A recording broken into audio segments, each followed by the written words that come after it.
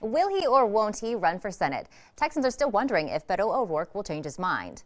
Plus, a teacher's fired over tweets about President Trump, but the state disagrees with this district's decision. KXAN Morning News anchor Sally Hernandez and the Texas Tribune's Ramsey discuss.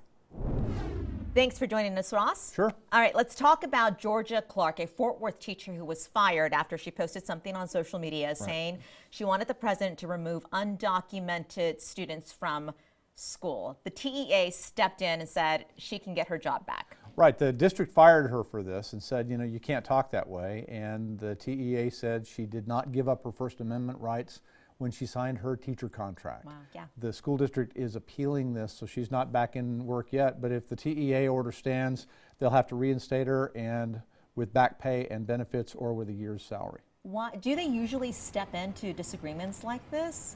I think she has a right to protest the firing, and I think she just went up the chain of command, and this is where it landed. Right.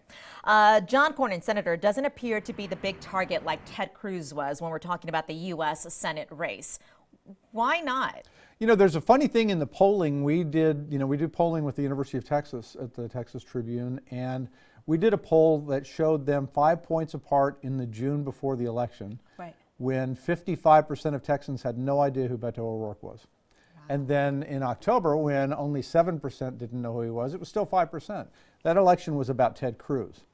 The current election might be about John Cornyn, but people are not as enthused for him or against him as they were against Ted Cruz. It's just a different race. Beto has said that he's not running, right, but people are kind of waiting until Monday because Monday would be a significant deadline. What's happening then, and is he going to run? Monday, 6 o'clock is the filing deadline. If you haven't filed by then, you're not on the ballot in Texas. Yeah.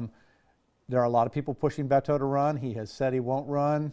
It's kind of a green eggs and ham thing. Will you do it on a boat? Will you do it with a goat? We'll see how it goes. No straight ticket voting anymore. What's the deal with that?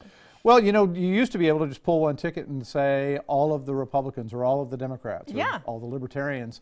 Texas got rid of that 2 cycles ago. This is the first election where it won't be in effect.